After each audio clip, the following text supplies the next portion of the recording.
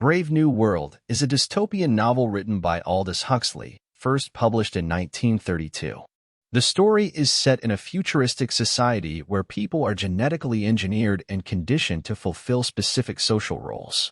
The novel is set in a technologically advanced future world where individuality and freedom are sacrificed for stability and conformity. Society is divided into different classes: alphas, betas, gammas, deltas, and epsilons, each conditioned from birth to perform specific roles. The world state operates on principles of stability and happiness, achieved through the suppression of individuality and emotions. This is facilitated by the use of technologies such as the Bokanovsky process, which involves the artificial splitting of a single fertilized egg into multiple identical embryos, allowing for the mass production of genetically identical individuals, in the conditioning process, which indoctrinates citizens to accept their predetermined roles without question. The story begins in the year 2540 AD in the world state, a society where people are created and conditioned in hatcheries and raised in conditioning centers. Human reproduction is entirely controlled by the state, and families as we know them no longer exist.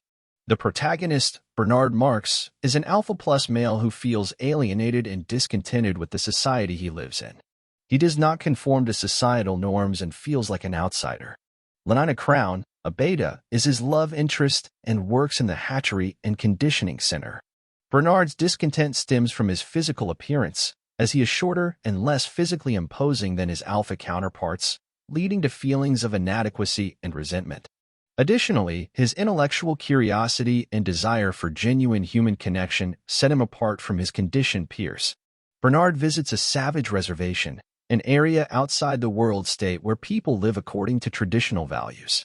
There, he encounters John, a young man raised by his mother, Linda, who was accidentally left behind during a visit to the reservation.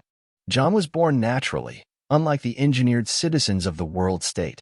John's upbringing on the savage reservation exposes him to concepts such as family, religion, and personal suffering, which are foreign to the citizens of the world state. His experiences shape his worldview and make him a symbol of rebellion against the homogenized culture of the world state. Bernard brings John and Linda back to London, where John struggles to adapt to the superficial and hedonistic society of the world state. He becomes a spectacle, referred to as the savage, due to his unusual upbringing and adherence to traditional values. John's presence in London sparks curiosity and controversy, as citizens flock to see this savage from the reservation. His interactions with the citizens of the world state reveal the emptiness and shallowness of their lives, further alienating him from society. Bernard tries to use John's celebrity status to advance his own social standing but ultimately fails. John becomes disillusioned with the society and its values, especially its lack of humanity and emotional depth. Linda, John's mother, struggles with her addiction to soma, a drug used by the citizens of the world state to escape reality. She eventually dies from an overdose, which deeply affects John. John's disillusionment with the society reaches its peak when he witnesses a state-sanctioned orgy, which he finds repulsive and degrading. He incites a riot, but it is quickly quelled by the police. Unable to reconcile his beliefs with the society he lives in, John retreats to an abandoned lighthouse, where he lives in self-imposed exile, engaging in self-flagellation to purify himself from the sins of the world. The novel ends tragically with John's suicide, as he succumbs to the oppressive forces of the world state rather than compromise his principles. There are several parallels that can be drawn between today's political and mediatic environment and the world depicted in Brave New World. Mass media and manipulation. In Brave New World, mass media is used to manipulate and control the population. Similarly, in today's world, mass media plays a significant role in shaping public opinion and can sometimes be used to spread propaganda or influence the masses. Social conditioning and consumerism. Just as individuals in the world state are conditioned to consume and conform to societal norms, modern society is often driven by consumerism and social conditioning. Advertising and marketing techniques are used to shape desires and behavior, leading to a culture of materialism and conformity.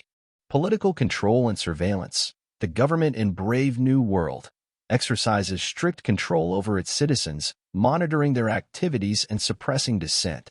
Today, concerns about government surveillance and erosion of privacy rights are prevalent, particularly in the context of advancements in technology and the proliferation of surveillance systems. Polarization and echo chambers. In both the novel and contemporary society, there is a tendency towards polarization and the formation of echo chambers, where individuals are exposed only to information that aligns with their existing beliefs. This can lead to a lack of critical thinking and a deepening of societal divisions. Distraction and escapism. The citizens of the world-state in Brave New World are kept docile and complacent through distractions and escapist activities, such as the use of soma, a drug that induces euphoria. Similarly, modern society offers numerous forms of entertainment and escapism, which can serve as a means of distraction from pressing social and political issues. Questioning authority and truth. In both contexts, there is a tension between questioning authority and accepting the status quo. While some individuals may challenge prevailing norms and seek truth, others may passively accept the information presented to them by those in power.